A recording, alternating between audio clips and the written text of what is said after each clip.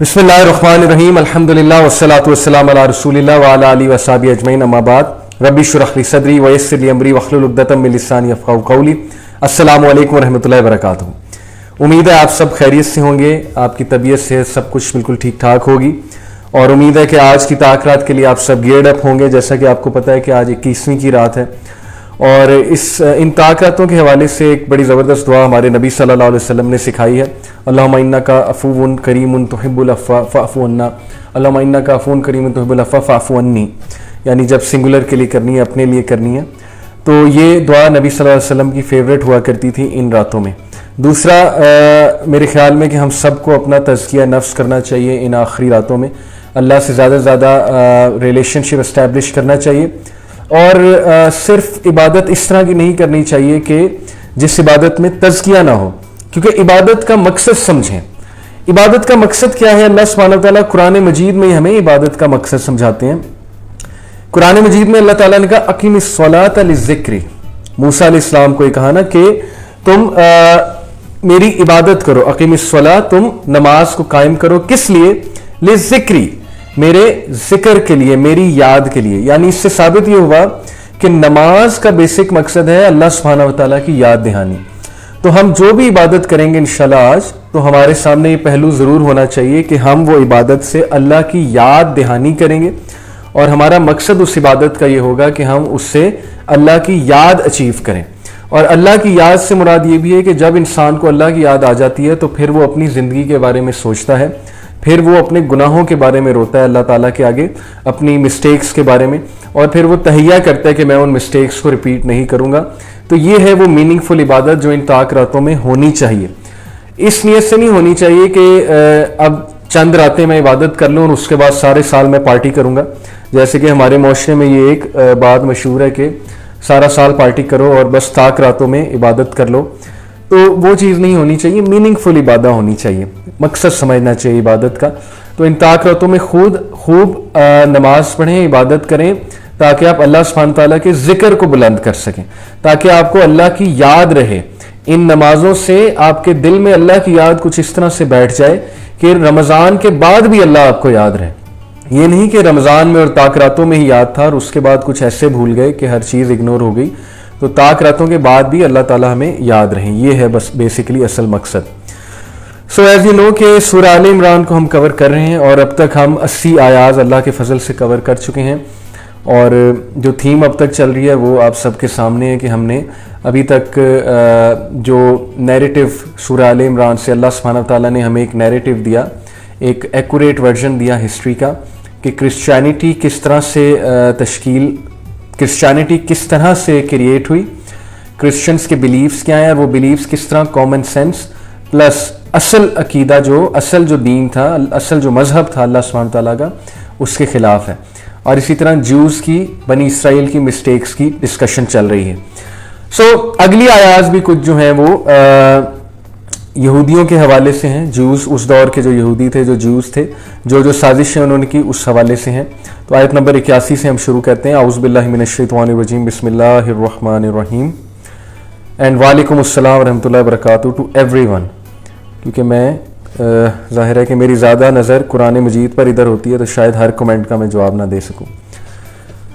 वइज़ अख़ज़ल्लाहु मीसाक़न नबिय्यीना लमा आतैतुकुम मिन किताबिन व हिकमतिन सुम्मा जाअकुम रसूलुन मुसद्दिकुन लिमा मअकुम लतुमिनुन्न बिही व लतंसुरुन्ना।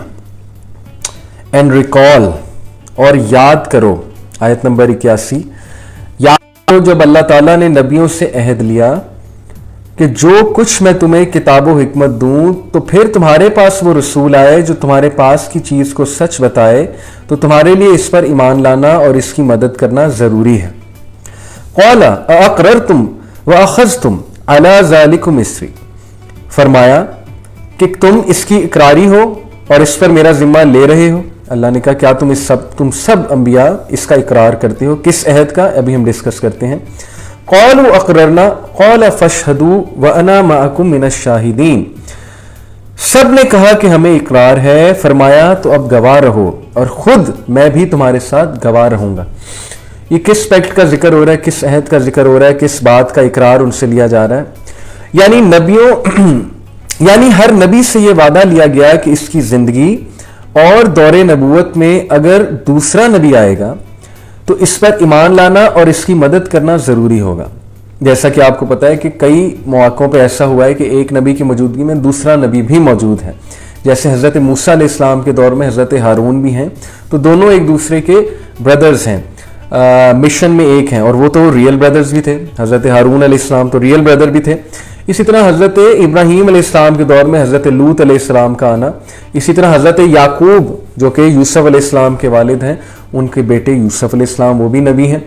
تو اسی لیے ایسا موقع آیا ہے کہ ایک نبی کی موجودگی میں دوسرا نبی بھی موجود ہے, تو دونوں ایک دوسرے کے سپورٹرز ہیں اور دونوں سیم بات کر رہے ہیں. یہ بات اللہ کیوں بتا رہے ہیں؟ جوز اور کرسچنز کو یہ باور کرانے کے لیے کہ تم لوگ کس ڈگر پہ چل پڑے ہو. تمام نبی آپس میں بھائی تھے. جیزس, موزس, ابراہیم علیہ السلام, یعقوب علیہ السلام, اسرائیل علیہ السلام, ٹھیک ہے, اسحاق علیہ السلام, یا جتنے بھی انبیاء ہیں, سلیمان علیہ السلام, داؤد علیہ السلام, تمام کے تمام انبیاء ایک دوسرے کو سپورٹ کر رہے تھے, اس کو لے کر چل رہے تھے. جو مشن قرآن مجید ہمیں انبیاء کا بتا رہا ہے کہ اللہ تعالیٰ نے تمام انبیاء کو اس لیے بھیجا کہ وہ رب کو پہچانے, وہ اپنے خالق کو پہچانے, اور وہ فکر آخرت کے ہی قائل رہیں. وہ کہیں پارٹی موڈ میں نہ چلے جائیں, یولو میں نہ چلے جائیں, یو اونلی لیو ونس, جس پارٹی موڈ میں شاید اس وقت ہماری یوتھ گزر بسر کر رہی ہے, جس میں میں بھی تھا. اس سے کوئی 10-15 کہ ہم نے بس قصے کہانیاں سنی ہوئی تھی کہ قیامت آئے گی, قیامت آئے گی اور اللہ ہے, لیکن وہ ہمارا جو لائف سٹائل تھا وہ اس کے خلاف گواہی دیتا تھا. کہ ظاہر ہے کہ ہر وقت پارٹی کرنا اور نہ نماز کا خیال رکھنا, نہ دینی کسی فریضے کا خیال رکھنا اور اپنی خواہشات کی پیروی کرنا, یہ چیز اس بات کی گواہی ہے کہ ایک بندے کی لائف سٹائل جو ہے, اس بندے کا لائف سٹائل یہ بتا رہا ہے کہ اسے کوئی فکر نہیں ہے, نہ مرنے کی فکر ہے, نہ اس مشن اور اس ذمہ داری کی فکر ہے جو وہ خود کہہ کر آیا تھا اللہ کو کہ میں فلفل کروں گا. تو وہ مشن, وہ ذمہ داری بار بار انبیاء یاد کرانے آئے کہ تم اس مشن پہ چلو جس مشن کا تم وعدہ کر کے آئے تھے کہ ہم دنیا میں جا کر امن پھیلائیں گے, ہم دنیا کو ایک انصاف والی جگہ بنائیں گے, ہم دنیا میں اچھائی پھیلائیں گے, ہم آپ کے دین پر چلیں گے, آپ کی شریعت پہ چلیں گے, جو وہی آپ بھیجتے رہیں گے. اب یہی عہد دیکھیں تمام انسانوں سے اللہ نے لیا. عالم ارواح میں تمام روحوں کو اللہ سبحانہ وتعالیٰ نے کھڑا کیا اور کہا کہ الستو بربکم, کیا میں تمہارا رب نہیں ہوں؟ سب نے کہا قالوا بلا, ایوری ون سیڈ بلا, بے شک آپ ہمارے رب ہیں. اور پھر اللہ تعالیٰ نے سب سے یہ پیکٹ لیا, اور پھر انسانوں کے خود ہی کہنے پہ اللہ تعالیٰ نے انسانوں کو دنیا میں وہ امانت دی, قرآن مجید کی امانت, یا وہ بہت بڑی ذمہ داری دے کر بھیجا, جس ذمہ داری کو آج ہم میں سے میجورٹی بھول چکے ہیں, اسپیشلی ہماری یوتھ اس چیز کو بھلا چکی ہے, اور اسی لیے ہماری لائف اتنی ڈپریسڈ ہے. میں حیران ہوتا ہوں کہ ہمارا چھوٹا سا ویژن ہے, ہمارا ویژن یہی ختم ہو جاتا ہے کہ میری فائنینشیل حالت نہیں ٹھیک ہے, یا ہمارا ویژن یہی ختم ہو جاتا ہے کہ میں لائف میں انجوائے نہیں کر پا رہا, یا ہماری یوتھ کی بات کریں تو ان کا ویژن یہیں پہ ختم ہو جاتا ہے کہ فلانے سے عشق لڑانا ہے, اور اس کے بعد جو ہے وہاں پر شادی ہو گئی تو کامیابی ہے, نہیں ہوئی تو زندگی برباد ہے. تو اتنا سا ویژن, اور اس ویژن پہ لوگ اپنی پوری زندگیاں برباد کر دیتے ہیں, غلط فیصلے لے کر, اور طرح طرح کی جھوٹی موٹی حرکتیں کرتے ہیں دوسروں کو امپریس کرنے کے لیے. تو یہ جو ایک فیک لائف سٹائل ہیومینٹی کا چل رہا ہے, اس فیک لائف سٹائل کے بارے میں یاد دہانی کرانے, شیک اپ کرنے انبیاء اور اللہ تعالیٰ کے نیک لوگ آتے رہے ہیں جو ایک دوسرے کے سپورٹرز ہیں. جیسے آج کے دور کی بات کروں تو یہ جو فتنہ ہے ہم سب پر, ایک فتنہ رائج ہے, کنزیومرزم کا فتنہ. کنزیومرزم آپ سمجھتے ہوں گے کہ کیپٹلزم جو ایک فلسفی ہے پروفٹ اور لاس کی, ویسٹ چونکہ کیپٹلزم کا قائل ہے, تو کیپٹلزم کیا ہے کہ ہر چیز پروفٹ اور لاس پر جو ہے وہ تم پرکھو, اور کیپٹلزم کا ہی برین چائلڈ کنزیومرزم ہے. یعنی کنزیومرزم سے مراد ہے کہ اتنی زیادہ پروڈکٹس ہوں کہ ایک عام بندے کی پوری زندگی یہی چیز میں صرف ہو جائے کہ یار میں نے پیسہ کما کے فلانا پروڈکٹ لینا, میں نے پیسہ کما کے فلانی گاڑی لینی ہے, میں نے پیسہ کما کے فلانی جگہ گھر لینا ہے, ڈی ایچ اے میں پلاٹ لینا ہے, یا میں نے پیسہ کما کے جو ہے وہ فلانے برانڈ کا پرس لینا ہے یا کپڑے لینے ہیں, یا میں نے پیسہ کما کے بچے کو وہ ادھر بھیجنا ہے, ہارورڈ میں بھیجنا ہے. اب اگر تو ان چیزوں کے پیچھے نیت کچھ اور ہے تو پھر تو ایک حد تک اسلام اس کی اجازت دیتا ہے، کوئی ممانعت نہیں ہے پلاٹ لینے میں، پیسہ کمانے میں، اچھے کلوتھس پہننے میں. لیکن کنزیومرزم ایک بہت نیگیٹو فلسفی ہے. کنزیومرزم ایک obsession ہے پروڈکٹس کے ساتھ، اور یہ obsession میں اس لیے ڈسکس کر رہا ہوں کیونکہ عصر جدید کے فتنے جب تک ہم نہیں ڈسکس کریں گے آپ کو یہ آیات کیسے سمجھ آئیں گی، آپ کو ان آیات کے پیچھے وہ فلسفہ کیسے سمجھ آئے گا جو فلسفہ اللہ سبحانہ و تعالیٰ ہمیں سمجھانا چاہ رہے ہیں. کیا فلسفہ ان آیات کے پیچھے؟ مجھے ساتھ ساتھ بتاتے رہیے گا کہ کیا جو اس وقت ٹرانسمیشن آ رہی ہے اس میں آواز ٹھیک ہے اور ویڈیو ٹھیک ہے، کیونکہ مجھے ایسا محسوس ہو رہا ہے کہ ویڈیو بار بار اٹک رہی ہے. شاید میں غلط ہوں لیکن مجھے ایسا محسوس ہو رہا ہے، تو ساتھ ساتھ مجھے بتاتے رہیے گا. آئی تھنک کہ ویڈیو اٹک رہی ہے بار بار، ہو سکتا ہے انٹرنیٹ کنیکشن کا کچھ پرابلم ہو. اگر پرابلم ہوگا تو میں اٹھ کر یہیں سے سیٹ کر دوں گا تو یا ڈیوائس کو ریسٹارٹ کر دوں گا. بٹ بات یہ ہے کہ ٹرانسمیشن سموتھ ہونی چاہیے، کیونکہ میں چاہتا ہوں قرآن کلاس جو ہے وہ اس کی بات آپ تک بہت اچھے انداز سے پہنچے. اینی وے چلیں میں کومنٹس کا ویٹ کرتا ہوں. ایک کومنٹ آیا کہ ٹھیک ہے ٹرانسمیشن، مجھے کہ بار بار رک کر آ رہا ہے. اچھا رک کر یعنی نہیں آ رہی ہے ٹرانسمیشن آپ کو، ٹھیک ہے جزاک اللہ خیر. اوکے تو میں جو آپ کو عصر جدید کا فتنہ سمجھانا چاہ رہا ہوں جس میں ہم میں سے آلموسٹ ایک شخص گھرا ہوا ہے. اچھا ٹھیک ہے جزاک اللہ خیر. وہ فتنہ کنزیومرزم کا فتنہ جس نے ہمیں نفس کا پجاری بنا دیا، ہمیں obsess کر دیا دنیاوی چیزوں کے لیے. میجورٹی لوگ پیسہ اس لیے کرتے ہیں کہ ایک خاص لائف سٹائل کو اچیو کرنا ہے اور ایک خاص پروڈکٹ کو، یہ ہے کنزیومرزم. ادروائز پیسہ کمانے میں، اچھی چیز لینے میں، جائیداد بنانے میں کوئی حرج نہیں. اسلام نے اس کو حرام قرار نہیں دیا. بندہ زکوٰۃ دیتا ہے، صدقہ و خیرات کرتا ہے.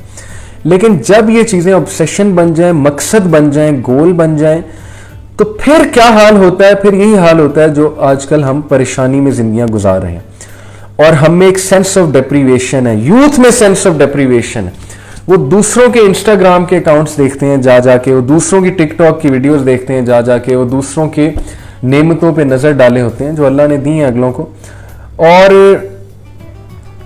کسی نے کمنٹ کیا براڈ کاسٹ انٹرپٹیڈ، کیونکہ یہاں پر میرے سامنے بھی کچھ انٹرپشن آ رہی ہے تو میں ذرا کنفیوز ہو جاتا ہوں. اینی وے میں جاری رکھوں گا، اللہ خیر کریں گے. تو بہرحال جب یہ چیزیں obsession بن جائیں، گول بن جائیں، تو پھر زندگی جو ہے وہ بے مقصد ہو جاتی ہے. پھر زندگی جو ہے وہ ایک چھوٹے سے مقصد کے مطابق گزاری جا رہی ہوتی ہے، اور پھر اس زندگی کا کوئی خاص لطف نہیں ہے. وہ زندگی پھر اسی طرح ہے جس طرح سے بھیڑ بکریاں اپنی زندگی جو ہے وہ بسر کر رہے ہیں. ان کو کھانے کو، جینے کو، پینے کو مل رہا ہے، بچے بھی پیدا کر رہے ہیں، اور وہ بچے پیدا کرنے کا، جنریشن آگے ٹرانسفر کرنے کا جو ہے وہ ایک پروسیس بھی ہے.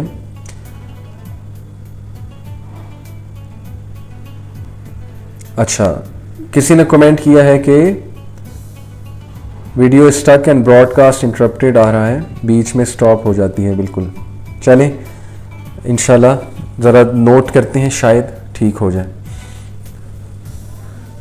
اوکے تو اس مقصد کو سمجھیں جو مقصد انبیاء لے کر آئے تھے، کہ ان چیزوں کی غلامی سے نکل کر اسے ایک اللہ وحدہ لا شریک کی غلامی جو ہے اپنا لو، اللہ جل جلالہ کی غلامی اپنا لو، اور اسی میں تمہارا فریڈم ہے، اسی میں تمہاری چھوٹ ہے، اسی میں جو ہے وہ تمہارا امپاور ہونا ہے.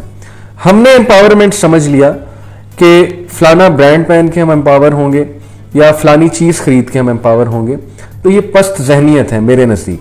ایون دو میں خود اچھے کپڑے پہننا پسند کرتا ہوں، اچھے برانڈ لینا پسند کرتا ہوں، لیکن ان برانڈز کے لینے کے پیچھے میری سوچ یہ نہیں ہے کہ اگر میں نے برانڈز نہ لیے یا میں نے ایک سال میں 15 کپڑے نہ خریدے تو میری زندگی انکمپلیٹ ہے، یا میں نے پیسے یہ برانڈز لینے کے لیے کمانے ہیں. یہ ہے اصل میں فرق، ٹھیک ہے، اس کو ہمیں سمجھنا چاہیے.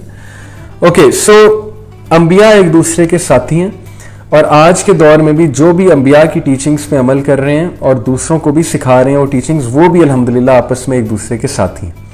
خیر کے کاموں میں وہ بھائی ہیں، بھائیوں کی طرح کا ان کا رشتہ ہے، جیسے انبیاء ایک دوسرے کے بھائی اور ساتھی ہیں. تو اللہ تعالیٰ نے اقرار لیا، عہد لیا ہر نبی سے کہ اگر تمہارے ہی دور میں کوئی دوسرا نبی آئے گا تم اس کو سپورٹ بھی کرو گے, تم اس میں ایمان بھی لاؤ گے, اور تم جو بھی وہ بات کرے گا اس بات کو بیک اپ بھی کرو گے, سیکنڈ بھی کرو گے. تو ان کی امتوں کے لیے تو اس نئے نبی پر ایمان لانا بطریق اولا ضروری ہے. تو ہر نبی سے اللہ نے یہ عہد بھی لیا تھا, یہ بعض مفسرین کا یہ بھی ویو ہے کہ ہر نبی سے اللہ تعالیٰ نے یہ عہد لیا تھا کہ اگر تمہارے ہوتے ہوئے وہ نبی آ گیا, آخری نبی شریعت لے کر محمد رسول اللہ صلی اللہ علیہ وسلم, تو تم اپنی شریعت چھوڑ کے اپنا مشن چھوڑ کے اس کے ساتھ چلو گے. یہ عہد بیسیکلی بعض مفسرین کے لیے یہ دوسرا مفہوم جو ہے یہ بھی ہے. اور دوسرا مفہوم بیسیکلی زیادہ یہاں پر ریلیٹیبل ہے کہ تمام انبیاء سے اللہ سبحانہ و تعالیٰ نے یہ عہد لیا تھا کہ اللہ کے نبی محمد رسول اللہ صلی اللہ علیہ وسلم اگر آ جائیں گے تو تم ان کو سپورٹ کرو گے. جیسا کہ عیسیٰ علیہ السلام نے بائبل کی, کل میں نے ورسز آپ کو کوٹ کی کہ بائبل ہمیں بتا رہا ہے کہ عیسیٰ علیہ السلام نے اپنی قوم کو جو ہے وہ یہ کہا تھا کہ اگر میرے ہوتے وہ آ جائے گا تو تم اس کو فالو کرو گے. فَمَن تَوَلَّى بَعْدَ ذَلِكَ فَأُولَٰئِكَ هُمُ الْفَاسِقُونَ and whoever turned away after that they were the defiantly disobedient.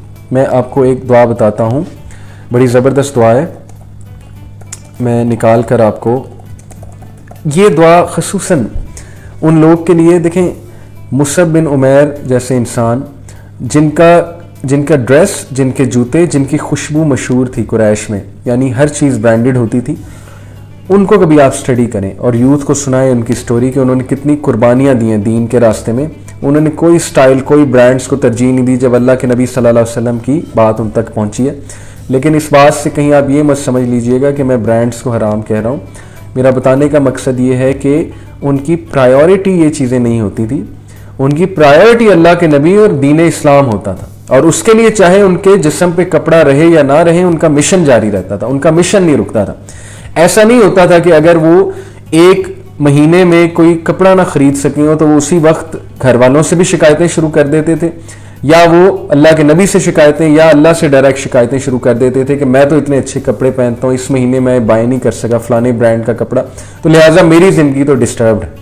یہ ہے وہ ڈینجرس ریپرکشنز اس obsession کے کہ بندہ ڈپرائیو فیل کرتا ہے کہ یار میں یہ نہیں خرید سکا, میں وہ نہیں خرید سکا, باقیوں نے یہ خرید لیا, وہ کر لیا, یہ کر لیا, کمپیریزن شروع ہو جاتا ہے. پھر بندے میں ناشکری آتی ہے, بندہ کہتا ہے اس کے پاس وہ والی گاڑی ہے, میرے پاس یہ والی گاڑی نہیں ہے, تو اس کا مطلب یہ ہے کہ میں تو ابھی اس لیول پہ نہیں آیا ہوں. پھر وہ کیا کرتا ہے, دعائیں کرنا چھوڑ دیتا ہے, عبادات کرنا چھوڑ دیتا ہے. یعنی کتنے افسوس کی بات ہے کہ شیطان نے کہاں سے پکڑا ہے اس بندے کو کہ ایک تو اس کو obsess بنایا ان چیزوں کا, obsess بنا کے اس کو ڈیپریویشن فیل کرائی, کمپیریزن جب اس نے کیا, اور پھر اس ڈیپریویشن کے بلبوتے پہ اللہ تعالیٰ سے دور کر دیا اسے. یعنی اتنی چھوٹی سوچ کہ اللہ کو آپ نے کیا جینی ان دا لیمپ سمجھا ہوا ہے, اللہ تعالیٰ کو آپ نے جو ہے وہ کوئی جن سمجھا ہوا ہے نعوذ باللہ, جس سے ہم ایک دعا کریں گے جیسے الادین نے وہ لیمپ سے جن نکالا تھا کہ میری خواہشات پوری کرو. اللہ تعالیٰ کیا ہماری خواہشات پوری کرنے کے لیے, یا اللہ تعالیٰ نے ہم سے کچھ ڈیمانڈ کیا اور ہم اللہ کے بندے ہیں نعوذ باللہ کہ اللہ تعالیٰ جو ہے وہ ہمارے لیے کچھ کرنے بیٹھے ہوئے. استغفر اللہ. سمجھنا چاہیے دین کے فلسفے کو. قرآن میں اللہ تعالیٰ نے انسانیت کی تخلیق کا مقصد واضح کر دیا ہے. ہیونگ سیڈ اٹ, مانگنا اللہ سے ہی چاہیے, اور بے شک اللہ آپ کی جائز خواہشات بالکل پوری کریں گے. یہ میں نے کل بھی بات کی تھی, دعا کرنے کا ایک طریقہ ہمیں سیکھنا ہے. لیکن ہمارا رویہ بہت خراب ہے اللہ تعالیٰ کے ساتھ, اور اللہ تعالیٰ کے ساتھ ریلیشن کے حوالے سے ہمارا بہت سخت رویہ ہے, ہمارا خراب رویہ ہے, سخت نہیں خراب رویہ ہے. فالس آئیڈیالوجی, فالس فلاسفی جو ہے وہ ہم فالو کر رہے ہیں. اوکے, سو آیت نمبر 82, فمن تولی بعد ذالک فاولئک هم الفاسقون, پس اس کے بعد بھی جو پلٹ جائے وہ یقیناً پورے نافرمان ہیں. یعنی اس کے بعد سے مراد ہے یہ اہل کتاب یہود و نصارہ اور دیگر اہل مذاہب کو تنبیہ ہے کہ بعثت محمدی صلی اللہ علیہ وسلم کے بعد بھی ان پر ایمان لانے کی بجائے اپنے اپنے مذہب پر قائم رہنا اس عہد کے خلاف ہے جو اللہ تعالیٰ نے نبیوں کے واسطے سے ہر امت سے لیا, اور اس عہد سے انحراف کفر ہے. فسق یہاں کفر کے معنی میں ہے, کیونکہ نبوت محمدی صلی اللہ علیہ وسلم سے انکار صرف فسق نہیں سراسر کفر بھی ہے. اب یہ دیکھیے, کچھ ماڈرن مسلمز کہتے ہیں کہ اللہ کے نبی پہ ایمان لانا فرض نہیں ہے. اگر ایک کرسچن, اگر ایک جیو آخرت کا قائل ہے, توحید کا قائل ہے تو جنتی ہے. اور یہ بات کا استدلال وہ سورہ البقرہ کی ایک آیت سے کرتے ہیں جس میں اللہ تعالیٰ نے کہا کہ بے شک وہ لوگ جو یہود و نصارہ میں سے ہیں یا سابعین میں سے ہیں اور وہ اللہ پر ایمان لاتے ہیں اور روز آخرت پر ایمان لاتے ہیں تو وہ جنتی ہیں. یہ اب ایگزیکٹ ریفرنس اس کا کیا ہے میرے ذہن میں نہیں، لیکن بہت سے لوگ اس بات سے استدلال کرتے ہوئے کہتے ہیں کہ لہٰذا نبوت پہ ایمان لانا یا نبی صلی اللہ علیہ وسلم پر ایمان لانا یہ فرض نہیں ہے. تو پھر ان آیات کا وہ کیا جواب دیں گے؟ جہاں تک اس آیت کی بات ہے تو وہ کس کے منہ سے اللہ تعالیٰ کس کے منہ سے کہلوا رہے ہیں؟ نبی کے منہ سے. جب نبی خود کھڑے ہو کے ایک آیت کہہ رہے ہیں تو پھر نبی پر ایمان لا رہے ہیں آپ، تو وہ آیت سن رہے ہیں نا. تو وہاں پر یہ کہنے کی ضرورت نہیں ہے کہ نبی پر بھی جو ایمان لائے، کیونکہ نبی خود کھڑے ہو کے وہ آیت پڑھ رہے ہیں. لیکن یہاں پر اللہ نے مزید واضح کر دیا کہ رسولوں نے بھی یہی تلقین کی اپنی قوم کو کہ آخری نبی پر ایمان لے کر آؤ. اوکے، یہ بات بڑی کلیئر کٹ ہے یہاں پہ. افغیر دین اللہ یبغون ولہ اسلم من فی السماوات والارض طوعا وکرہا والیہ یرجعون. کیا وہ اللہ تعالیٰ کے دین کے سوا اور دین کی تلاش میں ہیں، حالانکہ تمام آسمانوں والے اور سب زمین والے اللہ تعالیٰ ہی کے فرما بردار ہیں، خوشی سے ہوں یا ناخوشی سے سب اسی کی طرف لوٹائے جاتے ہیں. طوعا وکرہا. کیا اب اس چیز کے بھی باوجود کہ یہ خود دیکھ رہے ہیں کہ ہر چیز کس کو سبمٹ کر رہی ہے، ہر چیز کس کے اشارے پہ چل رہی ہے، ہر انسان کس کا محتاج ہے، پوری کی پوری کریشن کس کی محتاج ہے. یہ ہم بات کر رہے ہیں ان لوگوں کی جو تھیئسٹ ہیں. ایتھیسٹ تو سرے سے اللہ کا انکار کرتے ہیں نا، وہ تو ہے ایک اور کیٹیگری، ان کا میں ڈسکس کر چکا ہوں شروع کے ایپیسوڈز میں. یہاں پر بات کریں تھیئسٹ جو اللہ کی قائل ہیں. کس شکل میں قائل ہیں؟ اور شکل میں، جیسے ہندوز کسی اور شکل میں قائل ہیں، لیکن الٹیمیٹلی قائل تو ہیں گاڈ کے. تو جب سب نظر آ رہا ہے کہ ہر چیز ڈیپینڈنٹ ہے ایک واحد ذات پہ، اب اس کی ذات میں تم نے شرک شروع کر دیا. یہی تو بات ہے کہ لاجیکلی سوچو نا، تم خود اقرار کرتے ہو کہ ایک بڑا بینگ ہے. جیسے ہندوز بھی اس بات کا اقرار کرتے ہیں کہ یہ چھوٹے گاڈز ہیں، اصل میں جو بڑا گاڈ ہے اور اس کے چھوٹے چھوٹے سب گاڈز کہہ لیں یا اس کے کہہ لیں کارندے ہیں اس کا ہاتھ بٹا رہے ہیں، وہ ایک بڑا گاڈ برہما ہے. یہ تو ہندوز کا بھی کنسیپٹ ہے، ٹھیک ہے. اسی طرح کرسچنز فادر سن ہولی گوسٹ، فادر سن ہولی گوسٹ، تو فادر سب سے اوپر ہے. اسی طرح جوز بھی، اسی طرح تمام مذاہب آپ دیکھ لیں وہ ایک ڈیٹی جو سب سے بڑی ڈیٹی ہے، جو ہائر لیول ڈیٹی ہے. Even Greek mythology. تو جب سب یہ ایکسیپٹ کر رہی ہیں کہ ایک ہائی لیول ڈیٹی ہے تو پھر اس کے ساتھ شریک کیوں ٹھہرا رہے ہیں؟ ہر چیز جب اس پہ ڈیپینڈنٹ ہے، زمین و آسمان کی ہر چیز جو ہے اس کی طرف رجوع کر رہی ہے، تو پھر تم اس کے دین سے کیسے پھر سکتے ہو؟ یہ دین اسی کا ہے. جب تم تورا اور انجیل پر ایمان لے آئے ہو تو قرآن پر ایمان لانے میں تمہیں کیا دقت ہو رہی ہے؟ آپ کبھی کرسچن سے بحث کریں یا جیو سے، کسی اور ہندو وغیرہ سے، تو آپ اس سے یہ پوچھیں کہ یار تم اپنشد، ویداز اور بائبل پر ایمان لے کر آئے ہو، کیوں لے کر آئے ہو؟ وہ کہے گا کہ بھائی کیونکہ میرے پیرنٹس نے کہا تھا. الٹیمیٹلی تو اس کا یہی آنسر ہوگا نا، کیونکہ پہلی تو بات ہے 90% چانس ہے اس نے کبھی اپنی کتابیں پڑھی ہی نہیں ہوگی، جیسے مسلمانوں کا رویہ، قرآن کبھی پڑھا نہیں. تو پہلا آنسر اس کا یہی ہوگا کہ میرے ماں باپ نے بتایا. تو آپ انہیں کہیں کہ تمہارے ماں باپ کی بات تو تم نے مان لیا، ان کو کس نے بتایا؟ ان کو ان کے ماں باپ نے بتایا. ان کو کس نے بتایا؟ ان کے ماں باپ نے بتایا. تو جب تم بائبل پہ اور اپنی کتابوں پر ایمان لے آئے ہو without actually reading them, analysing them, without actually critically seeing کہ تمہارے مذہب میں کیا کیا مذہب خیز چیزیں ہیں، جیسے کہ پی کے مووی میں وہ چیزیں سامنے بھی لائی گئی ہیں، تو تمہیں کیا دقت ہے قرآن مجید پڑھنے میں؟ اور تمہیں کیا وہ آبسٹیکلز ہیں تمہارے راستے میں، وہ کیا ریزسٹنس ہے کہ تم قرآن کو اللہ کی کتاب نہیں مان رہے؟ قرآن کو آخری وحی تسلیم کرنے میں کیا آبسٹیکلز ہیں تمہارے راستے میں؟ سوچیں تو صحیح، کیسا زبردست سوال ہے جس کا آنسر ان سے لینا چاہیے ہمیں، کہ باقی کتابوں کو تو مان رہے ہو، قرآن کو ریجیکٹ کیوں کر رہے ہو؟ تو پھر ہو سکتا ہے آگے سے آپ کو کچھ اعتراضات ڈسکس کرے، پھر ان اعتراضات کے جوابات آپ کے پاس بڑے زبردست اور ٹھوس ہونے چاہیے. اسی لیے ہم قرآن مجید کا مطالعہ کریں گے، اللہ نے ان اعتراضات کے جواب آلریڈی دیے ہوئے ہیں. تو اس لیے جب تم دیکھتے ہو ہر چیز طوعاً و کرہاً کہ یا خوشی سے یا زبردستی اللہ کو ہی سبمٹ کر رہی ہے، تو پھر تمہیں کیا مسئلہ ہے کہ اللہ تعالیٰ کی طرف سبمٹ نہیں کرتے؟ اور سب نے اللہ تعالیٰ کی طرف وَإِلَيْهِ يَرْجُعُونَ، سب نے اللہ کی طرف ہی پلٹنا. یہ بھی ایک فیکٹ ہے، کوئی بندہ موت سے انکار نہیں کر سکتا ہے. یعنی خوشی یا نہ خوشی سے یہاں پر کیا مراد ہے کہ اب کافر ہے، نان مسلم ہے، اس کا جسم اور اس کی روح الٹیمیٹلی اللہ کو ہی سبجوگیٹ کرتی ہے، اللہ تعالیٰ کو ہی سجدہ کرتی ہے، چاہے وہ چاہے یا نہ چاہے.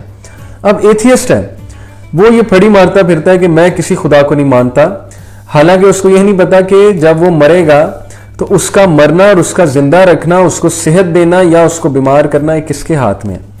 وہ میرے ایک دوست مذاق سے کہتے ہوتے تھے کہ یہ ایتھیسٹ کو کبھی بندہ یہ سمجھانے کی کوشش کرے کہ خدا نہ خواستہ تمہیں کوئی ایسی بیماری آ گئی جس سے تمہارا یورین بند ہو جائے تو تمہیں لگ سمجھ جائے گی, تمہیں اسی وقت خدا یاد آ جائے گا کہ تم کتنے حقیر ہو, یعنی تم اپنا اتنا کنٹرول نہیں کر سکتے ہو, تو تم اس رب العالمین کو چیلنج کر رہے ہو, اس کی ذات کو ریجیکٹ کر رہے ہو. Based on what? That is such an outrageous claim کہ تم گاڈ کی ایگزسٹنس کو ڈینائی کر رہے ہو.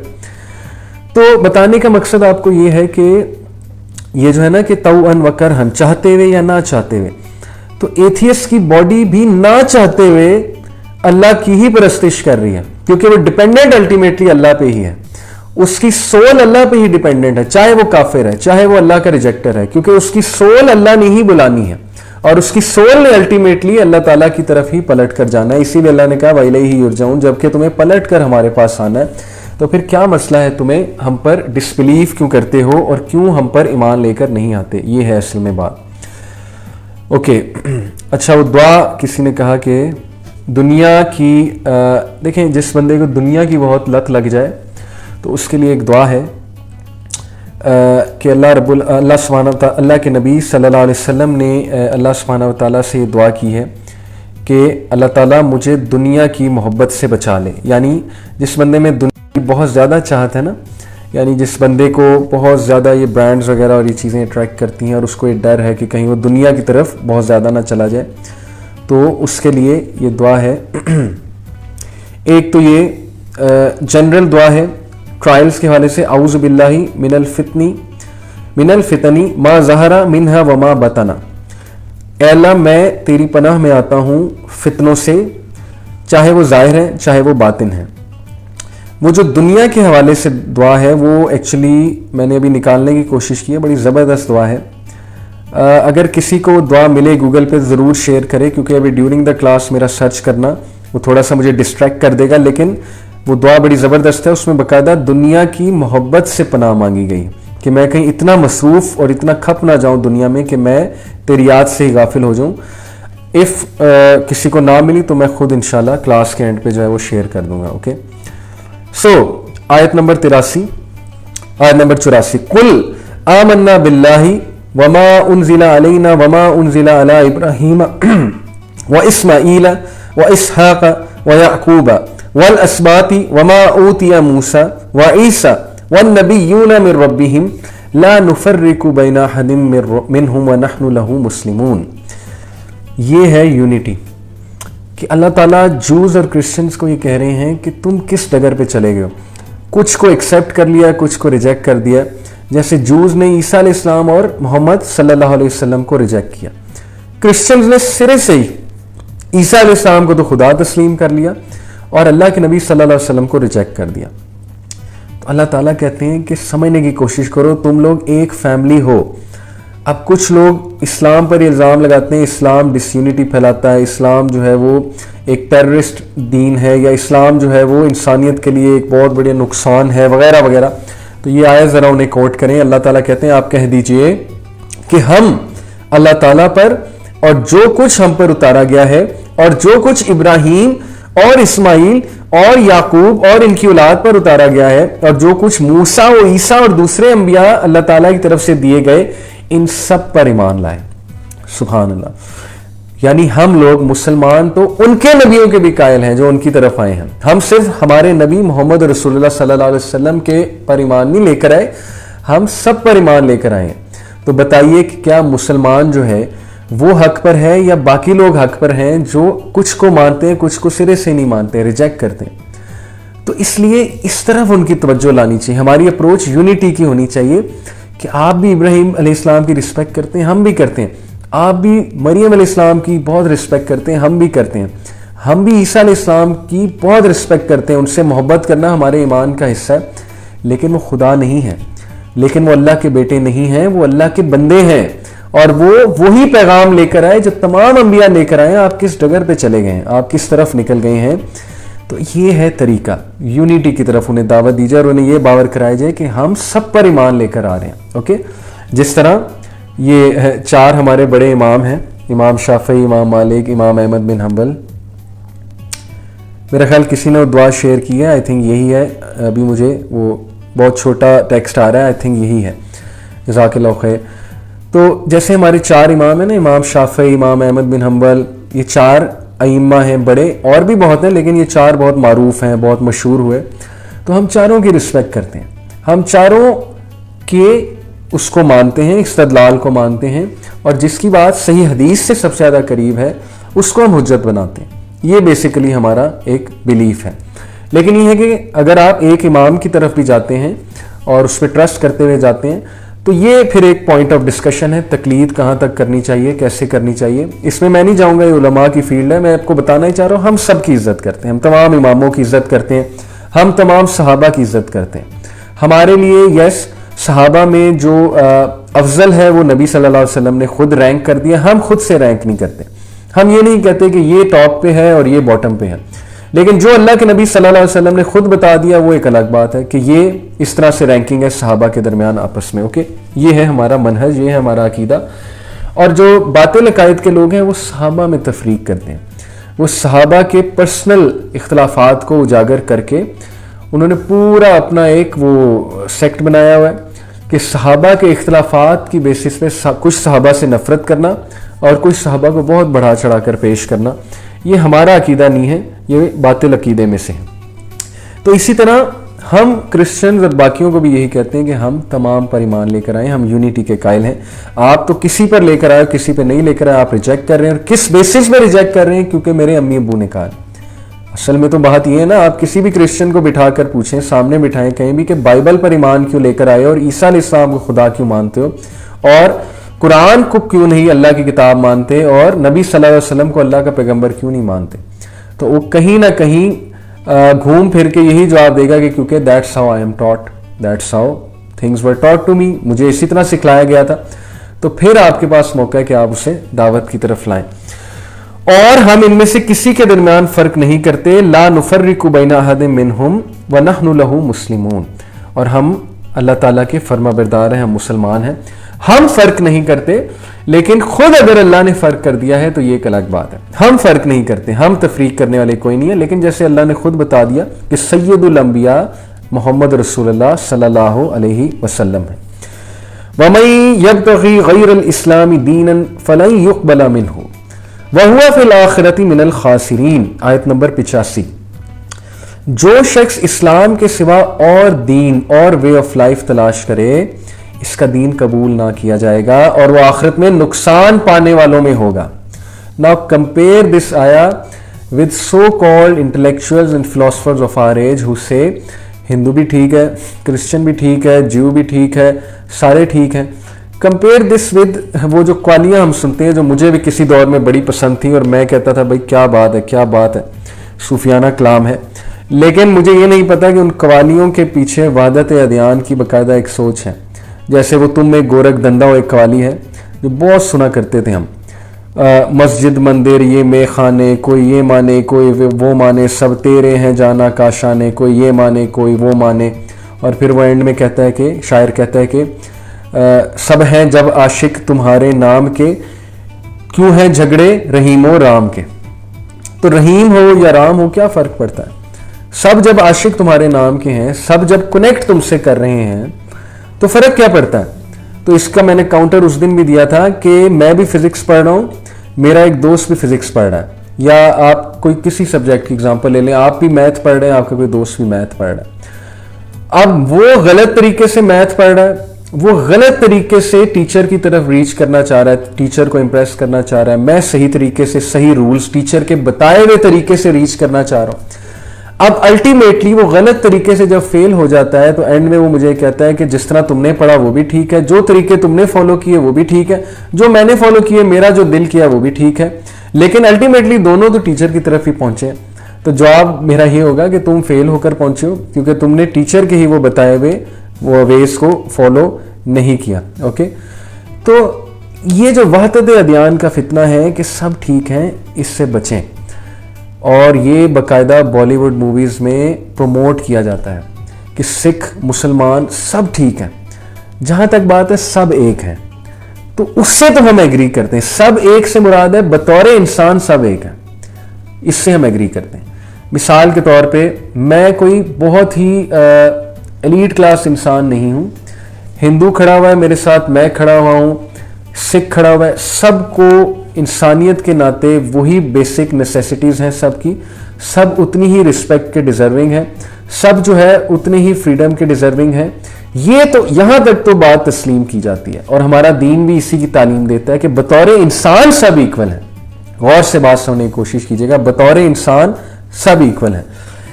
لیکن خدا کی طرف لے جانے والا راستہ, اگر میں یہ کہوں کہ نہیں جو راستہ میرا ہے وہی راستہ سکھ کا ہے, وہی راستہ ہندو کا ہے, سب ٹھیک ہیں, تو یہ بات ظلم ہے اور یہ بات غلط ہے.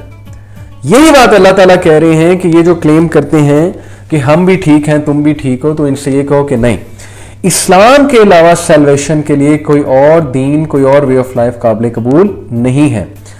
ہاؤ از اٹ پاسبل کہ ایک بندہ اللہ کی توحید کا قائل ہے, اللہ کے ساتھ شریک نہیں کر رہا ہے, دوسری سائڈ پہ ایک بندہ ہے جو اللہ کے ساتھ شریک بھی کر رہا ہے, اللہ کا بیٹا بھی بنائے ہوئے ہے, تو کس طرح وہ اللہ تعالیٰ کی خوشنودی حاصل کر لے گا؟ جبکہ شرک اللہ سبحانہ و تعالیٰ نے بدترین جرم قرار دیا ہے, اور شرک کے کیا کیا ریپرکشنز ہیں.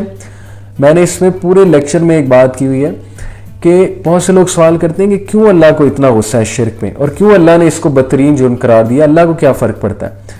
آپ کبھی ہسٹری کھول کر دیکھیں کہ شرک نے کیا کیا نقصان کرایا ہیومن ہسٹری میں, اور شرک کی وجہ سے انسانیت کتنی ڈیوائیڈ ہو گئی ہے, اور شرک کی وجہ سے کتنا تعصب, کتنا پریجوڈیس اور کتنی ویک پرسنالٹیز آئی ہیں, اور باقاعدہ وارز ہوئی ہیں شرک کے بیسس پہ. دیٹس وائی شرک بدترین جرم ہے, کیونکہ شرک کے ریپرکشنز بہت برے ہیں. اوکے, سمجھنے کی کوشش کریں. تو اس لیے جو شرک پر ہے اس کا دین قابل قبول نہیں ہے. اور ہاؤ از اٹ پاسبل کہ اللہ تعالیٰ حرام, اب مثال کے طور پہ میں کہوں کہ کرسچن بھی ٹھیک ہے, میں بھی ٹھیک ہوں, تو کرسچن کے مذہب میں تو شراب بھی حلال ہے, کرسچن کے مذہب میں تو جو ہے وہ سور کا گوشت بھی حلال ہے, کرسچن کے مذہب میں تو جوا بھی حلال ہے. اوکے, کرسچن کے مذہب میں تو کیسینو بھی ٹھیک ہے. اسی طرح ہندوز کے نزدیک وہ پرساد بھی ٹھیک ہے. ہندوز کے نزدیک جو ہے وہ آپ ایک گاڈ کو, سو کالڈ گاڈ کو روزانہ دودھ سے نہلائیں, دودھ کو ضائع بھی کریں, وہ کتنے ٹن دودھ روزانہ جو ہے وہ گٹر میں جاتا ہوگا. تو کیا آپ بات کر رہے ہیں؟ یعنی خدا کنفیوز ہے. ایک طرف خدا کہہ رہا ہے کہ چیزوں کو ضائع نہ کرو, میرے رزق کو ضائع نہ کرو, مجھے کوئی ضرورت نہیں ہے تمہارے جو ہے وہ چیزوں کی, تم بس میری اطاعت کرو اور میرے احکامات کے مطابق زندگی بسر کرو. دوسری طرف وہی خدا کہہ رہا ہے کہ مجھے دودھ سے نہلاؤ. تو کیسے آپ سب کو کیسے ایکسیپٹ کر رہے ہیں؟ ایک طرف خدا کہہ رہا ہے کہ سور کا گوشت حرام ہے کیونکہ تمہارے لیے نقصان دہ ہے, خود دیکھو. دوسری طرف وہی خدا جب کرسچینٹی میں جاتا ہے تو وہ کہتا ہے کہ نہیں, ٹکا کے گوشت کھاؤ, سور کا ہیم برگر کھاؤ, برانڈز کھولو, بڑے بڑے فوڈ چینز کھولو. ایک طرف خدا کہتا ہے کہ جوا اور شراب حرام ہے, دوسری طرف وہی خدا جب کرسچینٹی میں جاتا ہے تو کہتا ہے کہ نہیں, نو پرابلم, شراب پیو, ٹکا کے پیو, الکوہل بالکل ٹھیک ہے. تو کیا کہنا چاہ رہے ہیں آپ کہ سب ٹھیک ہے؟ تو ذرا اپنی اس بات کا جائزہ تو لینا ہے کہ سب ٹھیک ہیں تو کیسے ٹھیک ہیں. یہ ہے اصل میں بات کہ انسان کو بہت سوچنا چاہیے اس بات پہ. ٹھیک ہے جی, تو دین صرف قابل قبول اسلام ہے, کیونکہ اسلام ہمیں حلال و حرام کی تمیز دیتا ہے. اسلام ہمیں خدا کا وہ تعارف کراتا ہے جو تعارف کوئی اور مذہب نہیں کراتا ہے. اسلام خدا کی وحدانیت, اللہ سبحانہ تعالیٰ کی وحدانیت کی تعلیم دیتا ہے, اور اسلام ہی ہمیں پریکٹیکل سلوشن دیتا ہے پرابلمز کا.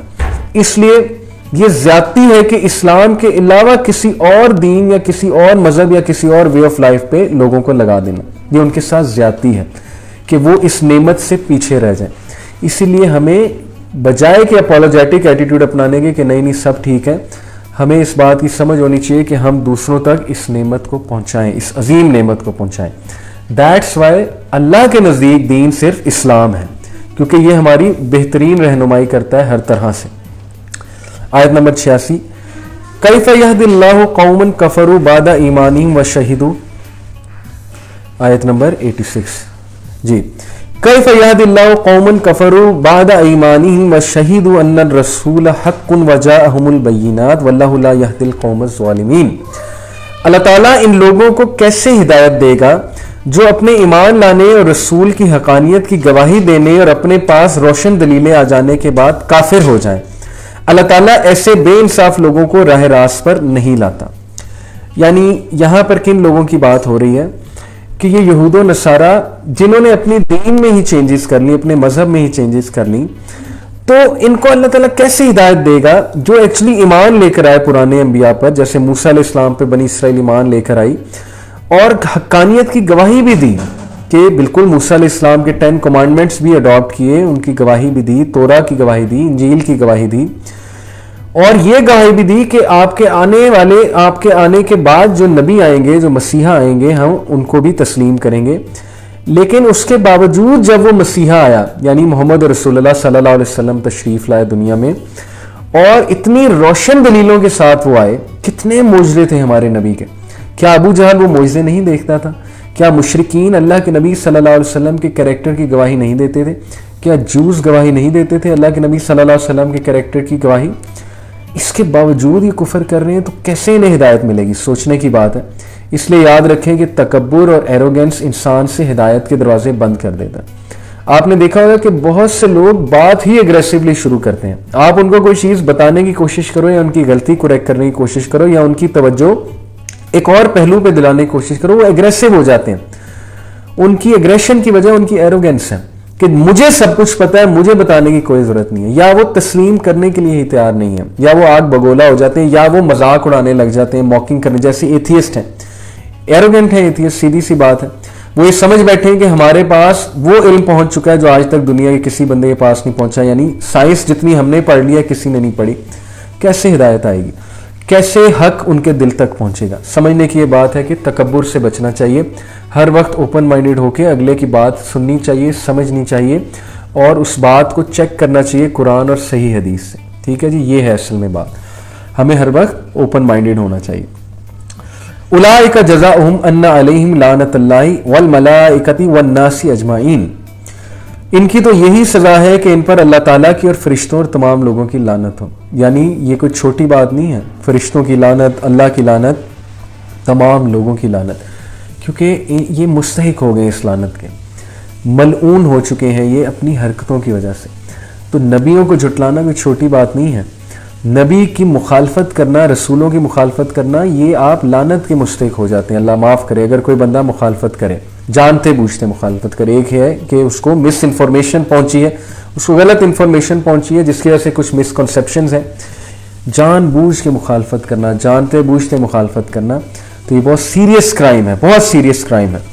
خالدین فیہا لا یخفف عنہم العذاب ولا ہم ینظرون، جس میں ہمیشہ پڑے رہیں گے، اس لعنت میں، العیاذ باللہ، نہ تو ان سے کیا میرے خیال میں ٹرانسمیشن پھر سے سٹاپ ہو گئی ہے غالباً، ایک بار آپ لوگ کومنٹ کر دیجیے گا، آئی تھنک ٹرانسمیشن ہے سٹاپڈ۔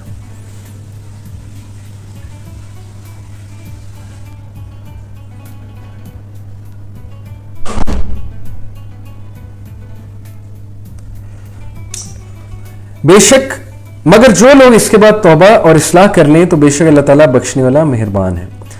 تو اللہ تعالیٰ کا یہ سٹائل ہے کہ وہ پہلے وارننگز دیتے ہیں، وہ قوموں کو تباہ ایسے ہی نہیں کرتے، نہ ہی وہ ظاہر ہے کہ کسی انسان کو گمراہی کی طرف بھیجتے ہیں جان کے، نہ ہی وہ کسی انسان کو پنش کرنا چاہتے ہیں۔ اللہ تعالیٰ کا جو سٹائل ہے وہ یہ ہے، اللہ کی سنت یہ ہے کہ پہلے قوموں کی طرف نبی بھیجتے ہیں، وارنرز بھیجتے ہیں، انہیں طرح طرح سے یاد دہانی کرائی جاتی ہے، ان کے سامنے روشن دلیلیں پیش کی جاتی ہیں جو ان کی اپنی لائف میں بھی ہوتی ہیں اور ارد گرد بھی آبزرویشن کے تھرو ہوتی ہیں اور وحی کے تھرو بھی ہوتی ہیں اور انبیاء کے تھرو بھی ہوتی ہیں۔ لیکن پھر بھی بات سمجھ نہ آئے تو پھر اللہ تعالیٰ جو ہے وہ ان کو چانسز دیتے ہیں کہ پلٹ آئیں گے مختلف طریقوں سے، آزمائش کے تھرو، تھوڑی پنشمنٹ کے تھرو، اس سے پہلے کہ بڑا عذاب آئے چھوٹے عذاب آتے ہیں، جیسے مسلمان امت مسلمہ پہ اس وقت جو عذاب ہے وہ چھوٹے عذاب ہیں، میں سمجھتا ہوں، تاکہ پلٹ آئیں، تاکہ یہ میری طرف آ جائیں، ان کو سمجھ آ جائے، یہ سرکشی کو چھوڑ دیں، کرپشن کو چھوڑ دیں۔ تو توبہ کا دروازہ ہمیشہ کھلا ہے۔ اللہ تعالیٰ جوز اور کرسچنز کی طرف بھی یہی کہہ رہے ہیں کہ اگر ابھی بھی تم لوگ اصلاح کر لو، اور وہ مسلمان بھی جو مرتد ہو گئے ہیں ان کے لیے بھی توبہ کا دروازہ ابھی تک کھلا ہے، جو اللہ سے مایوس ہو چکے ہیں۔ اس کے پیچھے ایک واقعہ ہے. انصار میں سے ایک مسلمان مرتد ہو گیا اور مشرکوں سے جا ملا, میوٹینی کر دی, بغاوت کر دی, لیکن جلدی اسے ندامت ہوئی اور اس نے لوگوں کے ذریعے سے رسول اللہ صلی اللہ علیہ وسلم تک پیغام بھجوایا کہ کیا میری توبہ قبول ہو سکتی ہے. اس پر یہ آیت نازل ہوئی. ان آیات سے معلوم ہوا کہ مرتد کی سزا اگرچہ بہت سخت ہے کیونکہ اس نے حق کو پہچاننے کے بعد بغض و عناد اور سرکشی سے حق سے اعراض و انکار کیا. ہم اگر کوئی دل سے توبہ اور اپنی اصلاح کر لے تو اللہ تعالیٰ غفور و رحیم ہے, اس کی توبہ قبول کرتا ہے. آیت نمبر 90 پڑھنے کے بعد میں مرتد کے بارے میں بات کرنا چاہوں گا آپ سب سے, کیونکہ یہ ایک بہت ہی امپورٹنٹ کویسچن ہے. یہ جو انٹرپشن بار بار ہو رہی ہے, غالباً انٹرنیٹ کنیکشن آج مسئلہ کر رہا ہے, اور آئی ڈونٹ نو کہ جب انٹریکشن ہوتی ہے تو بات وہیں سے جاری ہوتی ہے جہاں سے میں نے چھوڑی ہوتی ہے, یا پتہ نہیں بات شاید مس ہو جاتی ہے. تو واللہ عالم کہ اس وقت کیا ایشو جو ہے وہ کریٹ ہو رہا ہے, کیا پرابلم چل رہا ہے. آئی تھنک کہ انٹرنیٹ کا ہی ایشو ہے. میں ایک بار ذرا اس کو چیک بھی کر لیتا ہوں اور دوبارہ سے ٹرانسمیشن کو سٹارٹ کرتا ہوں.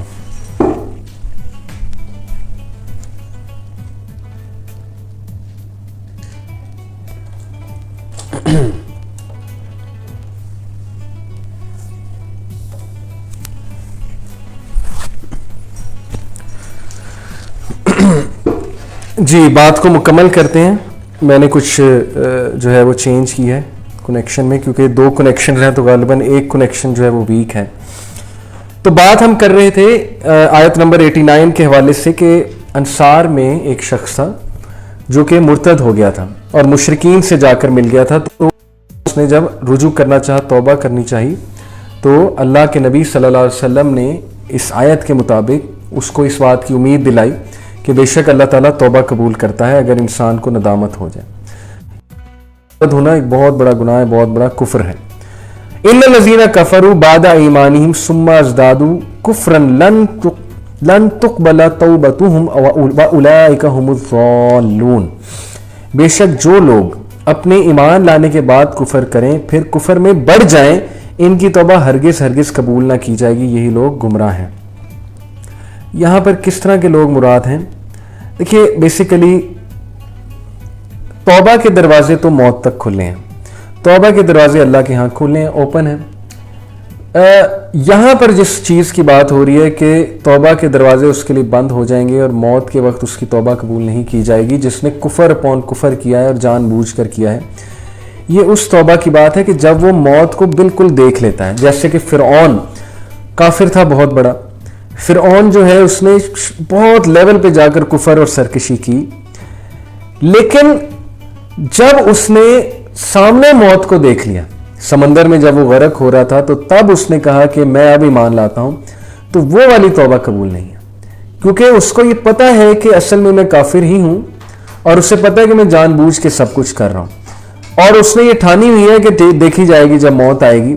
تو جب اس نے موت کو بالکل سامنے دیکھ لیا, اور ہر بندہ موت کو دیکھ لیتا ہے, اس کو پتہ لگ جاتا ہے, تو تب جا کر وہ اچانک توبہ کرے, تو تب اس توبہ کا کوئی فائدہ نہیں ہے. یہ بیسیکلی اس کی تفسیر ہے, ٹھیک ہے جی, کہ کن لوگوں کی توبہ قابل قبول نہیں ہے, جو سرکش ترین لوگ ہیں اور جو توبہ جو ہے وہ صرف اور صرف دکھانے کے لیے کرتے ہیں, یا جب انہیں حتمی طور پہ نظر آ جاتا ہے کہ اب کچھ ہو نہیں سکتا تو پھر وہ توبہ کرنے کی کوشش کرتے ہیں. ادروائز آخری سانس تک توبہ قبول ہے. گناہگار انسان ہوتے ہیں, ہر ایک سے گناہ ہوتا ہے, تو آخری سانس تک توبہ کے دروازے کھلیں, اور آخری سانس تک ایک نان مسلم کے لیے دروازہ کھلا ہے کہ اللہ رسول پر ایمان لے آئے. یہ ہے اصل میں بات. جہاں تک بات ہے مرتد کی سزا قتل ہے, لیکن یہ پوائنٹ اپوسٹیسی والا پوائنٹ بہت سے لبرلز اٹھا کر لاتے ہیں. وہ کہتے ہیں جی کہ دیکھو اسلام میں قتل کر دینا سزا ہے.